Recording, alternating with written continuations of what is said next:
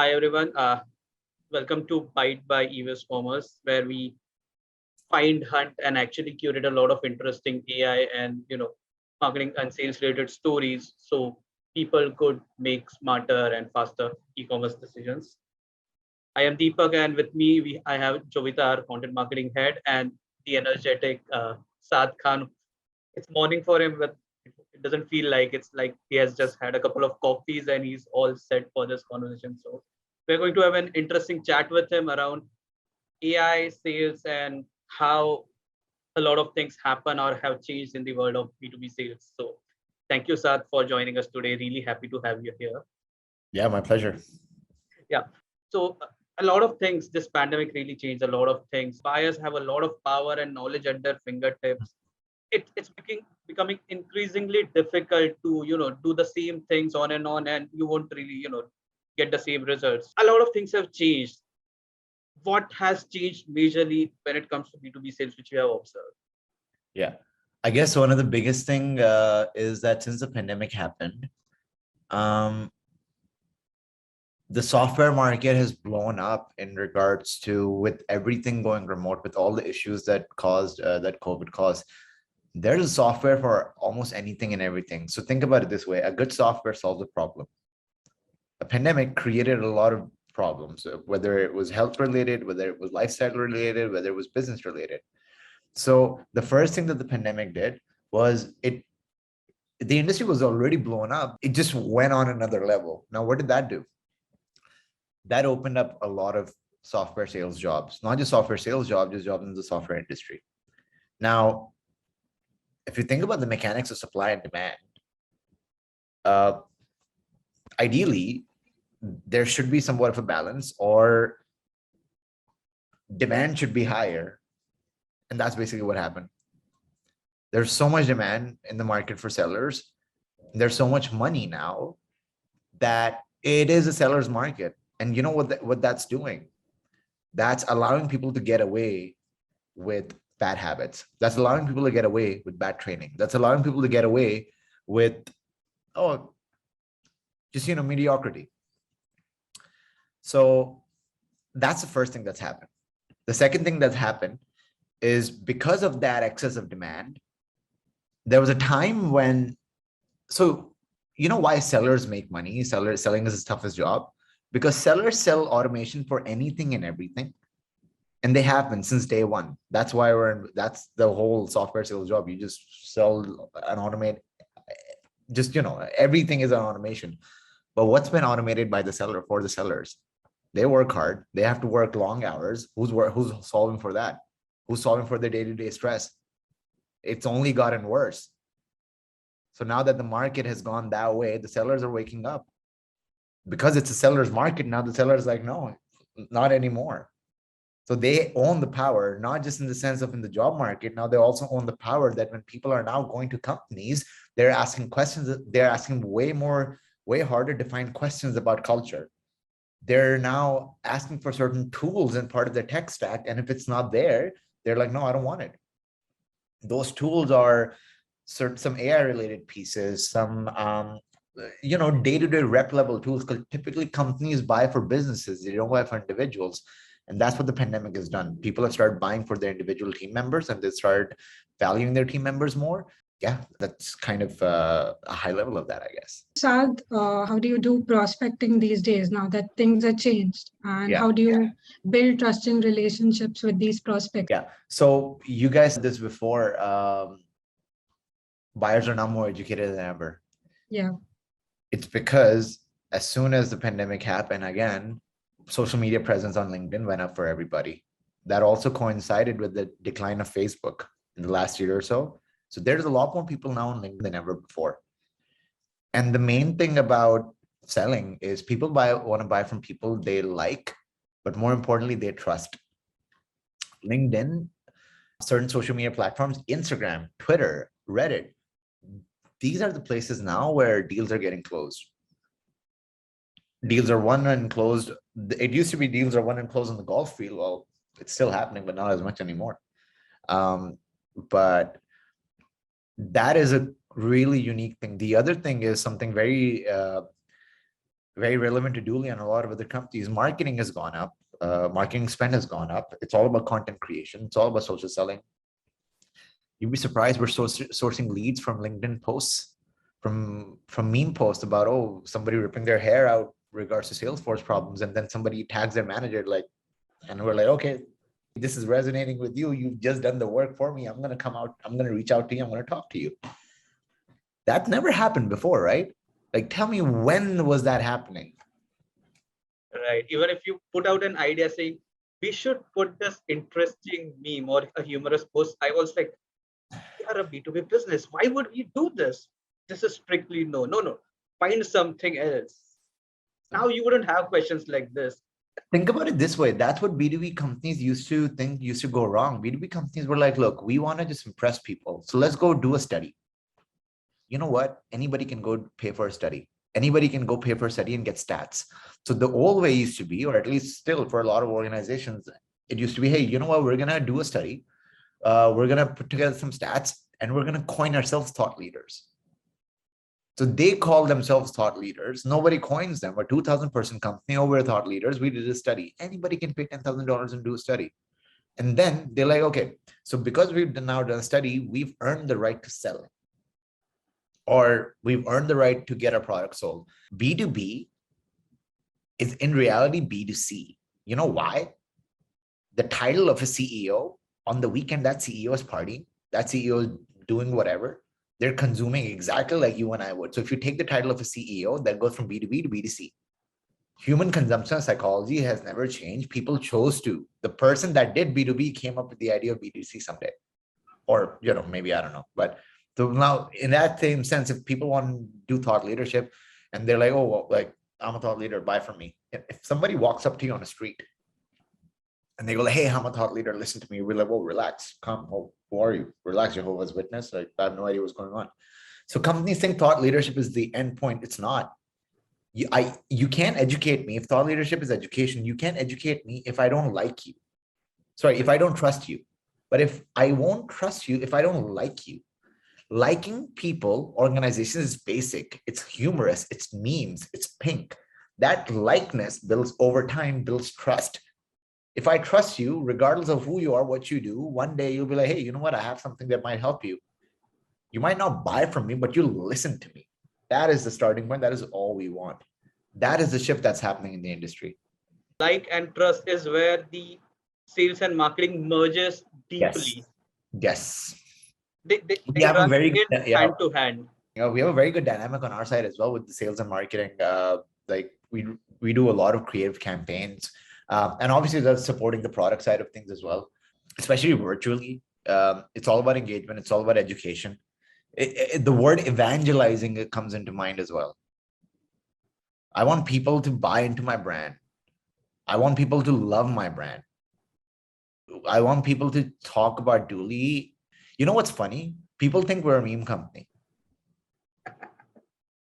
That's the first time I came across Dooly, but since it was in collaboration with, I think, Sales Humor, that's the main. So I realized this is something related to Salesforce. I didn't exactly get it. And then, when I found it out on LinkedIn, then I got to know, oh, this is what it does. But yeah, meme is how I discovered you guys. That's a lot of people. That was me as well, man.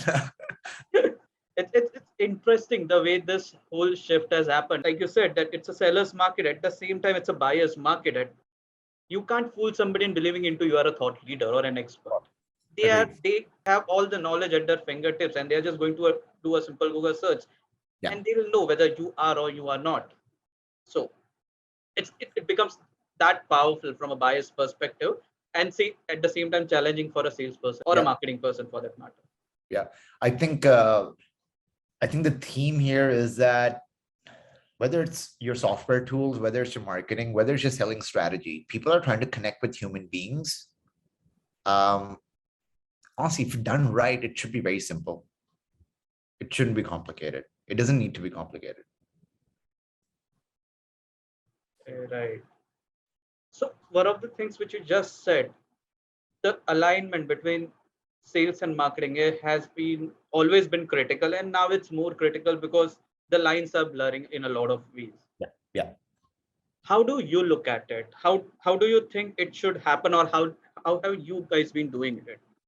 It's one of those things that sometimes becomes difficult to answer because that's just what we see and what we do. But in reality,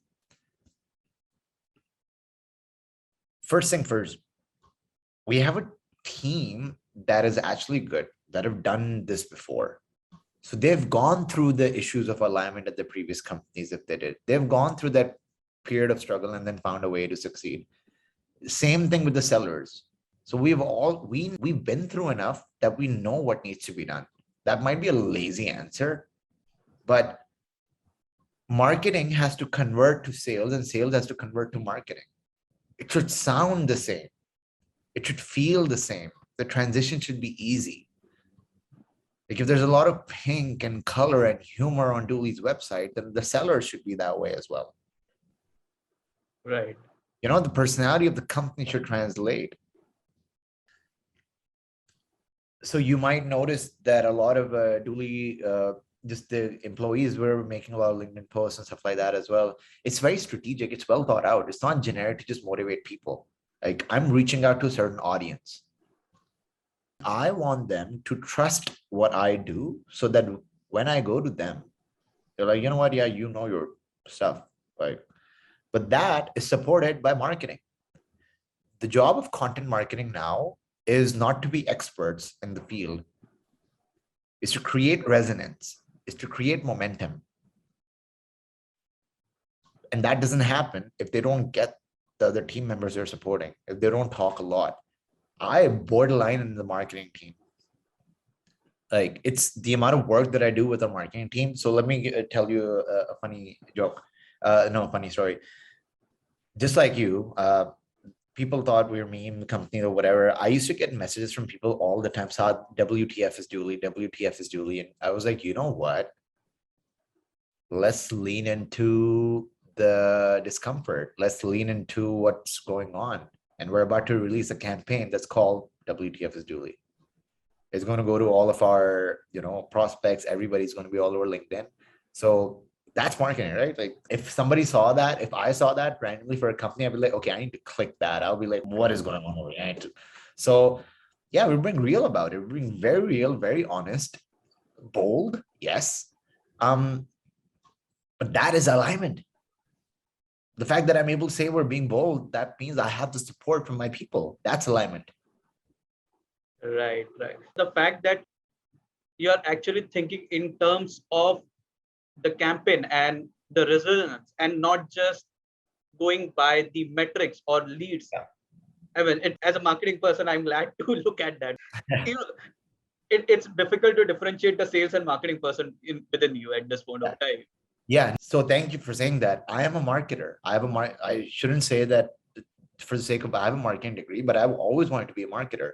I'm glad selling found me because like I can see both worlds. I understand human consumption patterns. I've created a new lead category over here. So one of the biggest things that I talk about is the buyer's consideration journey. People say that typically the buyer's consideration journey model looks like the awareness, consideration, or purchase stage. And it's suggested that prospects, companies, whoever they're aware, at the awareness stage is where people are downloading blogs, webinars, guides, and articles. I disagree with that. Awareness to me, if we say buyers are more educated than ever, then awareness to me means that the buyer or prospect understands what the software does, but also understands that the software solves a problem. So in my eyes, if people were aware, they'd be downloading the product, they'd be trialing it, they'll be MQLing it. They won't be downloading blogs. So companies normally give people blog leads and they're like, hey, these are MQLs, go convert it. That's wrong. So what we've decided to do, what I've always believed in is I've added another stage called the unaware stage. The unaware stage is where prospects are coming to you, they're downloading your blogs, webinars, articles, they're not ready for your product yet, but they are kind of ready for you. There's some low level intent there. If you think about this in an organizational nurture pattern, then your job is simply to not go sell them, but understand where does their interest lie and try to educate and nurture them along a pathway. And then you move them along from the unaware stage, aware, consideration, purchase. For me, that is true and pure outbound. Almost like that they're looking for something that you can give them, but they don't know that you have that product, like, Yes. you are the right product Yeah. for them Yeah. to actually Yeah, buy. exactly. Just that is like, we want to talk about problems. I don't want to talk about a solution. And if this problem resonates with you, then let's talk about it. And in that conversation, if a solution comes up, then I'd rather you come to me than me coming to you. Yeah. But it's premeditated, it's strategic. I know you'll come to me, but I know how to have that conversation after. It is a game. It's not luck, it's strategy. It's playing on human psychology. And see, and the fact that it is now transcending from marketing to sales, and sales can actually go out, LinkedIn, Reddit, and all those other forums where you could have these conversations. Yeah. You don't really have to directly reach out to them saying, this is what we do. You can look out for those. In the martech terms, it's intent signals, but it's just having a conversation. Somebody is having a problem and you just talk to them. It's that simple. You don't really need a fancy term for that. I agree. People complicate it. It's as simple as that. You mentioned a point where whatever content gets put out by your sales reps is strategically decided. Now, culture and the tone is one thing I can definitely get out.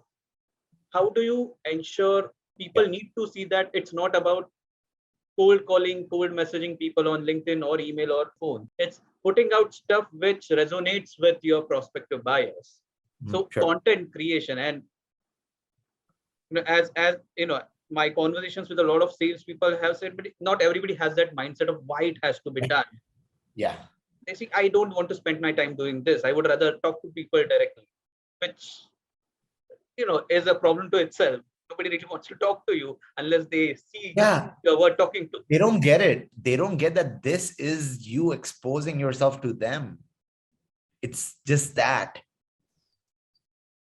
It's not cold anymore. It's like, let's say I want to work with you. I'm not going to cold call you till 3 weeks. I'm going to add you on LinkedIn tomorrow. I'm going to start creating content. I'm going to start engaging with your stuff. So by the time I give you a call in 3 weeks, you'll be like, you know what? Your name is kind of familiar. Are you that guy from LinkedIn? Yeah, let's talk. Right. That kind of familiarity is what you need. But it's difficult to get people to, because it's a long winding process. It's not something which you can do right now. Okay, I'm just going to pick up a phone and call Saad. It doesn't happen that way.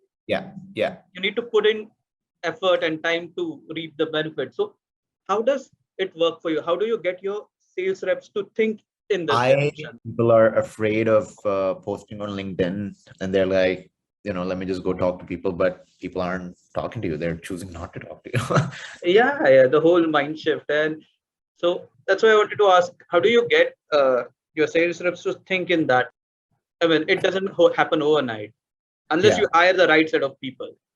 Yeah. So that's spot on. You said it. I don't want to say LinkedIn writing, but I think creative writing is now becoming a job skill itself. And when I say creative writing, I just mean copywriting, right? Being able to write emails, or if it's on LinkedIn, being able to translate a thought into something thought-provoking for others, of course. And obviously that starts with, you have to hire for your brand. You have to hire for your organization. I personally don't think everything we do at Dooly can fly anywhere else. It can fly in most places, but it won't fly everywhere because it's a combination of everything working together. So if one part fails, the others just don't operate the way they should. And to support that, we need that other side of LinkedIn social selling. Like, I'm grateful we're known in the industry. So that kind of opens the door to be a bit braver. And I tell my reps that I'm like, look, you work at Dooly, so like, it's fine. Give it a shot. Try it. It sounds a little whatever, but like, no, it's fine. You gotta have confidence in yourself and how you operate. And I basically give them that confidence. I'm like, look, I just put guardrails around them, and then I let them do. I'm like, you're not writing to impress me. You're not writing to impress Josh Braun or Kyle Coleman. You're writing because somebody out there is trying to get to where you are at. That's your audience. So the best thing to do is to share your experience in a learning format that, hey, we've done this and we've got this results from it. Don't just say, oh, I did this. I made like $2 million. Oh, how? I got 5 meetings. You tell me you got 5 meetings. How? Do you guys like document your, so example, if you've written something and you think that it's really nice and you want to share it with your team. So do you guys like use a tool to document everything, keep everything in one place, or like go about it? Google Google Docs. Docs. Yeah, that's it. Okay. So I was I'll thinking share. of more like a, CRM with things and stuff. No, not for, so that's also the thing. So I don't force anybody to write, but I'm just like, look, it's a missed opportunity if you don't. Yeah. And it's it's very thought out.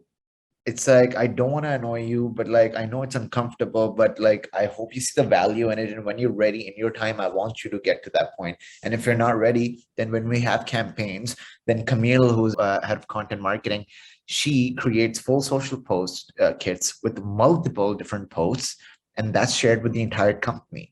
So if it's difficult for you to write yourself, then just use one of these, just copy paste it as is, or just tweak it. And then like, the algorithm hacking is the thing, like that's how it operates. And we share everything, Slack channel, where you share your posts and everybody goes engages with it, and that kicks the algorithm in. So my network sees Michelle's network sees my network, and so on and so forth, and the cascading effect takes on. So if you would typically get maybe 5 engagement impressions, and now you're probably getting 50. So have you noticed, for example, let's say there are 5 sales reps who are quite active on LinkedIn or Reddit who are doing social selling, and there are 5 who haven't.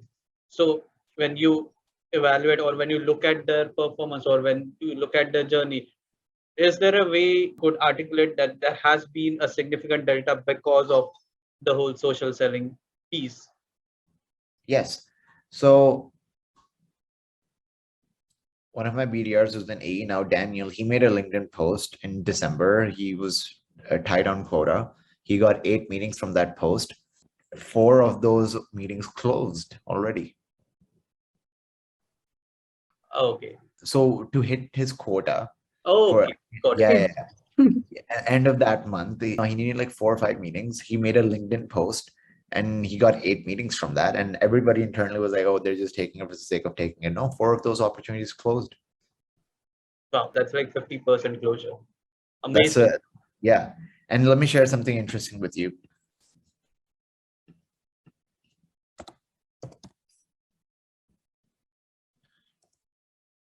Let me show you something. So this is also not something people should track, organizations should track, which we do. So I did my QBR, and I tracked engagement on our LinkedIn impressions page from May of last year to May of this year. So red is sponsored and blue is organic. And then Organic's higher. Yeah. And this one is from September when I joined till basically March 31st. And this is an aggregate of that. You see these spikes? Yeah, there's this huge spike in the end. Let me show you something. These spikes correlated directly with my LinkedIn posts, 500 likes, 50,000 views, and the dates. And this was part of my QBR. Like, so guess what's happening over here? These people are connecting with me on LinkedIn. They're engaging with my content, like this much impressions. Guess what they're doing? They're going to the Dooly website after. They're going to a Dooly LinkedIn page after. Our follower count is going up. We have 20,000 followers on our LinkedIn page for a company that's been kind of active for about 2 years. Like, we've broken the numbers. They're like those numbers, those impressions, that categorization does not exist anywhere. Amazing. Your marketing team must be super happy. Oh, it's not us. They are, if anything, everybody else has to catch up to our marketing team and how they operate. We're a good fit for working with one another. It can very easily be a thing that, oh, it was chance Saad got hired. No, my boss has done this so many times before. I would like to think she knows what she was doing. So, Great. I remember you mentioning a playbook which you have designed for your team, which your sales reps use. Maybe, I don't know if you can share it completely or maybe the best practices, but if you had to summarize quickly of your playbook. I go against industry generic standards. I say everything that these influencers, I go against what people say. I'll say this, ostracize me, I don't care. I don't give people a break. I get messages all the time, hey Saad, my friend is trying to break into SaaS. I'm like, they shouldn't go to a startup. They shouldn't go to a 50% company who have big targets. They should go to a company with 100 people so they can be supported more. Not that I don't coach. I just don't have the time to do level 1 coaching. I'm getting my BDRs to close deals. So I want BDRs that have been in the role, and then I'll get them to the next level. The second thing is, people say in sales, you don't need a degree. I'm sorry, I fully disagree. I have a degree. My degree has taught me a discipline. My degree has taught me how to think. It's given me some additional skills. If anything, it's taught me discipline, and I need somebody who has discipline. I don't care if you've gone to university to do chemistry. I care that you went to what you got through that. Like, look, that's just what resonates with me. I'm not there yet. I'm not Kyle Coleman. I'm not at that level where I can just open the door for anybody and everybody. And I'm honest about it. And the last thing in my playbook is I'm an actual coach. I'm an actual sales coach. I wasn't great to start off with. I had to build myself up when I was a rep. In sports, there's a saying that the best players don't become the best managers or best coaches. It's a fact. Because they don't just resonate with the difficulties just don't hit. There's a difference between coaching and training. Training is telling somebody how to use a software, like, hey, use Salesforce this way, use Dooly this way, you should do this. Coaching is being on the field with them every single day, perfecting, fine-tuning, and making sure that by the time you get on the phone, you're just, my job as a manager, as a coach, is to make 5 of me. I can't do that if I don't have a playbook that's very detailed, very layered, very well thought out. And if you want, the 30, 60, 90-day plan of my playbook is live on our company website. I've also recorded a 1-hour podcast on it. It's also on our company website. There's obviously finer details there that trade secrets, but yeah. Great. So these 3 or 4 things which you just described, they were kind of your guardrails for hiring, getting the right candidate within your team. Now, let's say you got the right candidate. You have it. Yeah. You have her. Obviously, I'm going to look at your playbook in detail on your website, but how do you get him or her started? Yeah, so onboarding in companies is a lot of software knowledge, a lot of reading and stuff like that. My onboarding in week 1 is I just send them to go make friends. And they're like, hey, we should be doing something. I'm like, no, it's designed this way. And just relax, just go make friends. Just have conversations, just understand the business. And I give them some calls for review and stuff like that. It's very light. You know why? Because that's what you need to do when you go to a new place. You need to make friends. You need to just feel like you belong, so that when you're bored of work, when you're tired, you can just message somebody. Think about the psychology piece in there. It's like opposite to that, when companies just bog people down with work, and then week 2 they put them on a call, they feel like it's a final exam, they're stressed out, and when they don't do good, they're like, what just happened here? And then they don't have people to go to or whatever. And just, I've been through all this before. So I just try to do the opposite of, I literally what would I have wanted? And I just do it for my reps. Then the other thing that I do is, and I get them on the phones very early, like on the 7th day. Companies sometimes don't do that, but let's rip the bandit early. I don't like analysis paralysis. I'd rather send you out, see how good you are, how bad you are, and build a process around your weaknesses. So companies go wrong. Companies are like, hey, you know what? Let's build a process. Let's put people in. No, who are you building the process for? Shouldn't it be the people first, then the process, and you tie it together with trust? And I guess the last thing that I do in prepping them is, 2 last things is, I don't give them new accounts to call. I give them dog ops, close lost ops. Okay. Any specific reason? Yeah. A closed lost op is technically an opportunity that came to Dooly, that understood they have a pain, that told us what their business is like, and they didn't buy for a variety of reasons: timing, pricing, need. So think about it this way. If you put together a report of all the closed lost ops that said, oh, call me back in 6 months, call me back in 7 months, those are easy wins. So the first thing my reps do is get easy wins. Because to make good sellers, you have to give sharks quick, early wins and blood. You want to make them hungry for more. Confidence. Yes, I make sure they hit their quota. Even if I have to give them it from whatever, I make sure they get their money. I haven't designed my team to work hard for the sake of working hard. And on a strategic level, what it also does is when you read through, so let's say you went through onboarding training, you understood what the pain points are, that close loss of all that data just connects all the dots. Okay, this is why they came. This is how we spoke to them. This is what they said no on. This is what they said yes on. And yeah, timing fell off. But so think about this, like it just connects all the dots. It gives them the confidence, connects all the dots. And the last thing that I do is I get them to write their own sequences. Okay. Nice. Yeah. So I have my own version of it, but I'm like, okay, you need to deliver this message, but you write it like you, so that your email sounds like you on the phone and your phone sounds like you on the email. So it's just an organic transition. It's all about that experience, the finer details. That's an interesting, because I know a lot of sales reps who go out to marketing and tell them, we want a sales sequence designed for this, could you please do it? And I don't get it. Marketing never talks like sales. We don't let marketing write our sequences. Like, you shouldn't do that. Right. Sellers talk differently than marketers. They think differently than marketers. Like, that's just a fact. I'm not saying marketers can't sell, but like, think about what you do on a daily and what I do on a daily. Like, that's just, and I say that out of respect. Exactly. And then you notice the disconnect, you notice the to and fro which happening between the content. Look, it should sound like this. Why don't you write it? It's easier that way. Yeah. If you had to list down the top 3 challenges B2B salespeople are facing right now, what would they be, and how does tech help them? Yeah. Any tech for that matter.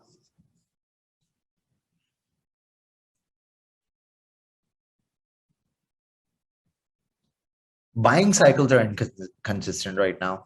There's power shifts happening internally in organizations. Multi-threading early on is more paramount than ever before. Given that people have gone remote and people aren't in the office anymore, you'd imagine that there's open communication lines. There isn't really. Like, we've had some demos and some consultations, and we've done the multi-threading bit, but then towards the end, we're faced with such blockers. They're like, oh, RevOps had no idea this is going on. And we're just like, how? Came inbound. How? That might be a lazy example, but it's all we know is we don't know enough. I think it's a new, I can't quite point a finger on how different it is. It's more different than ever. I guess the old guard is dying. The old guard is gone. The old mentality is gone. The old playbook is gone. And nobody actually quite knows what the new playbook is. They'll have an idea. You think, like, today, instead of having in-person meetings, you would have given them an online presentation, and having them excited and interested during your presentation is more difficult than, the in-person meetings that you used to have with your clients earlier. So is it still the same? No, I think that part is still the same. I think that part is, to be honest, gotten better, because before Zoom wasn't a thing. I think Zoom has made things better.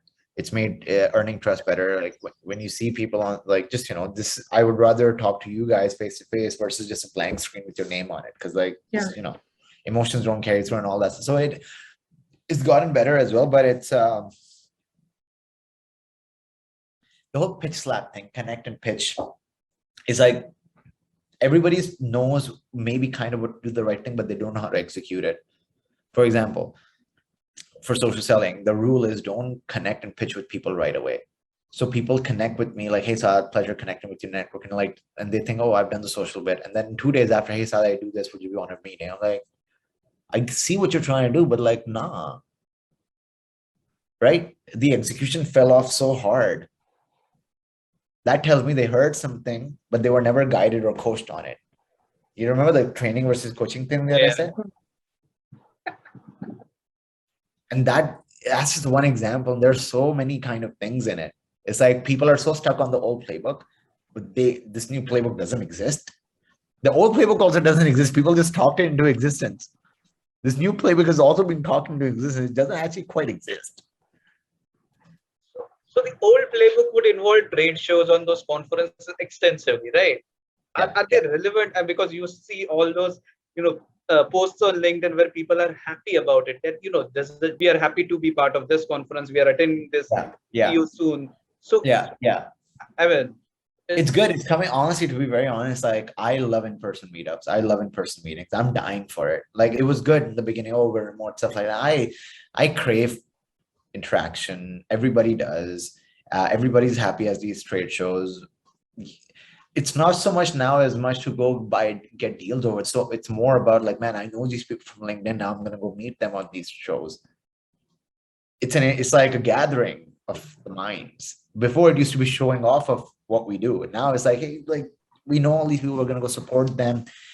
So people want it more now. But because of this thing. Yeah. It's no longer for prospecting, it's more for Relationship. connecting. Yes. Yes. It's truly for networking, not truly for building like your relationships. And community has become a thing. The community play, community, everything is community now. So that's become a thing. So I believe a lot of salespeople would still think of those trade shows as ways to prospect at this point of time as well. From what I see, that could be one of the mistakes which they could be making, because now, I mean, the objective of attending those trade shows or those trade fairs is different. A lot of things has moved to, the digital piece. And another mistake which you just listed down was, you connect with somebody on LinkedIn and the next day you say, hi, I sell this. Would you like have a call with me? What are the other things which you see B2B sales people making those mistakes again and again?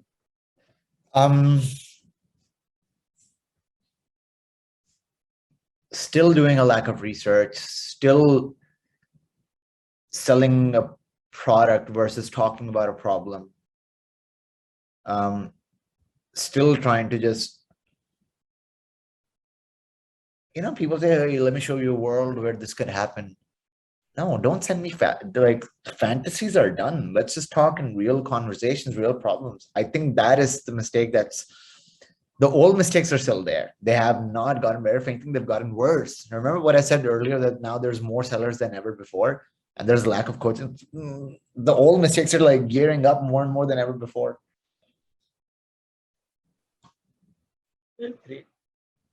So with all this happening and with you being a coach, and from what you described, it seems like an amazing culture for the sales and marketing folks. Where does Dooly fit in the whole piece? Because I remember you showing a few pieces in our last interaction, how you automate a few things where the tech or AI plays a major role. So where do you see AI or AI guided selling plays a major role? The kind of tech or the kind of problems it's been solving? Yeah. So, I mean, it's the same thing about empowering sellers, right? I think what certain AI-based tools are guiding better decision-making, guiding better processes, and ultimately guiding better sales. Whether it's tweaking your talk tracks, improving them based on your playbook. I guess the simplest way to put it would be this without going into a pitch. Dooly is just that part of a seller's day-to-day that was never automated. Whether it's your deal management, whether it's your note tracking, whether it's moving your deals along on a Salesforce page. Dooly just does all of that in one go. It also helps you on call. It tells you what to say based on the data that you've internally built in, like the pain points on objection. That's how my BDRs are closing deals. I can be with them on a call without being with them on a call. That for me is the part that's important. The good software is not the one that's going to do the job for me, but it's going to make me better at my job. It's going to guide me better. Like Dooly make me better. My software make me better. I know what my job is. I know what I need to do, but I'm an AE. I'm in 6 hours of back-to-back. Like just help me adhere to a process and I'll take over the rest. I don't need somebody to do the job for me, but I need somebody to make my job better. I think that's where there's a lot of AI pieces now that are just, that's what they're doing. They're taking in workflow intelligence and making their workflows better. So one of the things which you said that it analyzes things discussed on the call and pinpoints maybe where it should have been improved. Could you maybe give us a use case or maybe an example of or a case study where one of your users used and it actually helped them with one of their processes or something? helping us. So the call analysis piece is another tool. That's not Dooly, that's Gong. Dooly more so is, so let's say we're talking and you say, hey, I have an objection about your security. And we have it blocked off right now, but the Dooly voice annotator listens to objections. And the playbooks that have already been built in that your manager will build out for you, like, hey, when somebody says, I worry about security, then a battle card automatically pops up that says you should say this here. So based on those conversation pathways, the analysis happens after the call is done. Dooly's portions are actually allowing you to run a better call. It's giving you better suggestions based on what's been built in for your organization. And then because it's building on top of another, ultimately where we want to end up is that we start capturing all your call over datas. We're not there yet, but the playbooks start building better playbooks, if that makes sense, based on the real calls you're having on a day-to-day. It learns and improves on itself. Yes. So it can train itself, you can condition it if you have enough data already before all those calls. Right now, our product is, we're still in its infancy. It requires a little bit of lift. One of the most powerful pieces of a product requires a little bit of a lift, requires a little bit more conversations. But hey, that's where we're at. We're building, we're going with it. I also have to drop in like 3 minutes, friends. No worries. I think there's a lot which we discuss, and there's a lot for us to absorb. I mean, I'll come up with a lot more questions once I watch this recording again. Yeah, of course. Where we can connect again later sometime. Yeah. Anything from your end? No, I think that's it for today. Maybe some other time. Yeah. Well, we can continue again. Please feel free to reach out and yeah. Yeah. Thank you so much for your time, Saad. It was my pleasure. It's been nice. Yeah. Yeah, likewise. Take care. Talk soon. Bye. Yeah, bye-bye. Take care.